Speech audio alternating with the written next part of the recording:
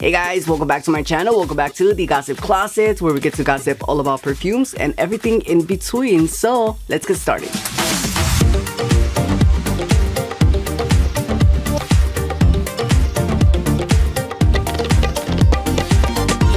Alright guys, in today's video, oh my god, the moment has finally arrived.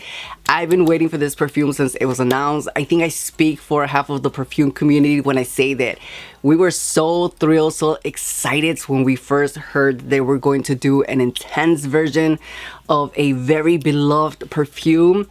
And I am talking about Burberry Goddess Intense.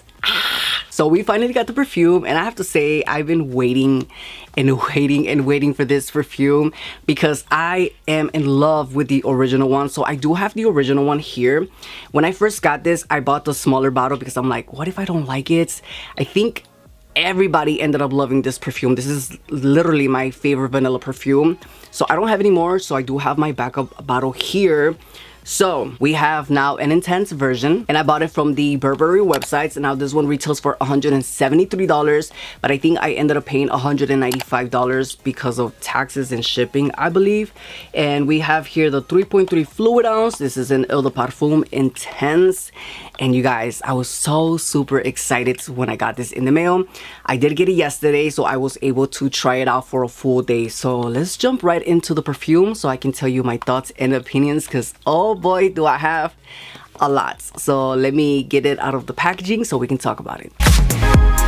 Alright, so we have the packaging and the bottle. So the bottle is the same as the other one, except that this one comes off a little bit more on the darker side. It looks kind of like dark liquor, I want to say, and the packaging is just really beautiful. Now the packaging is a little bit different than from the original one.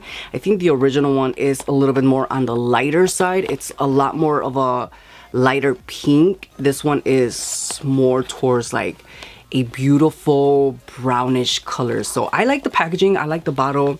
I think these are just really beautiful bottles. I think any gold bottle looks really beautiful. So yeah, packaging and bottle definitely get an A+. All right, so before we talk about the scent, this is described as a lavender vanilla patchouli perfume. This one has top notes of lavender. The middle notes are vanilla, vanilla absolute, bourbon vanilla, and vanilla caviar, with the base notes of patchouli. Now the base notes is just patchouli. It's kind of like, I don't know, but you guys, I'm just gonna say it right off the back. This is probably a disappointment of a perfume, of a top selling perfume. This, when I first smelled it, I was disappointed. I was so disappointed, and I hate that because my hopes were so high for this perfume.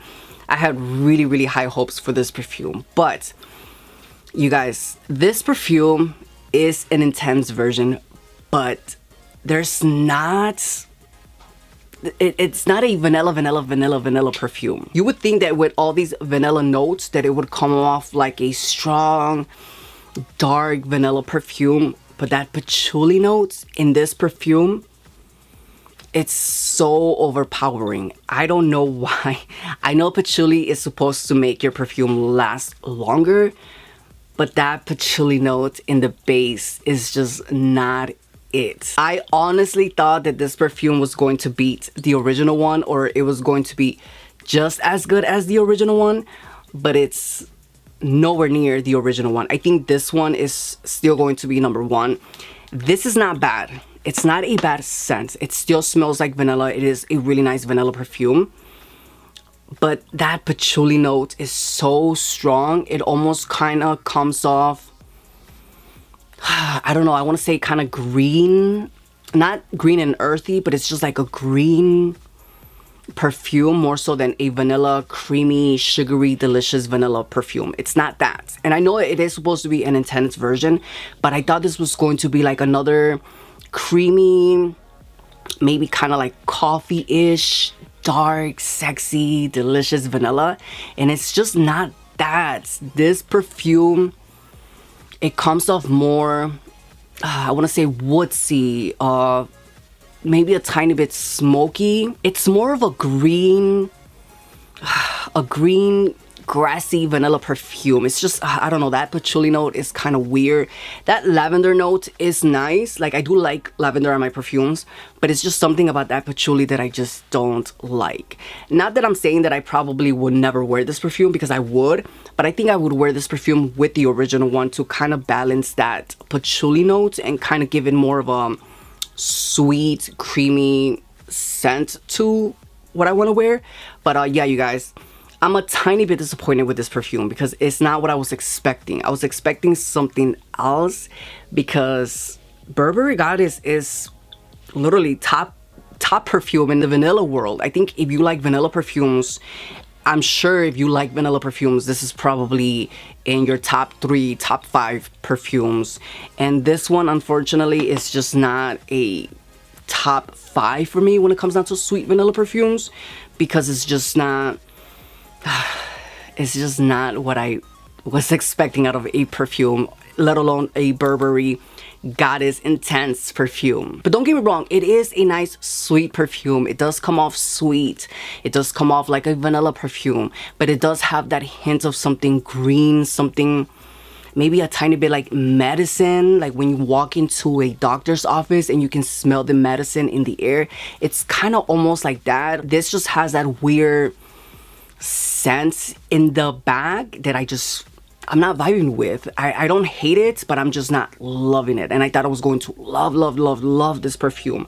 I honestly think this would be like a women's fragrance and this a men's fragrance, or maybe this could be like a unisex perfume. But yeah, you guys, I wanted to really love this perfume. I just think that it's a matte type of perfume compared to the original one. I think the original one is like chef's kiss.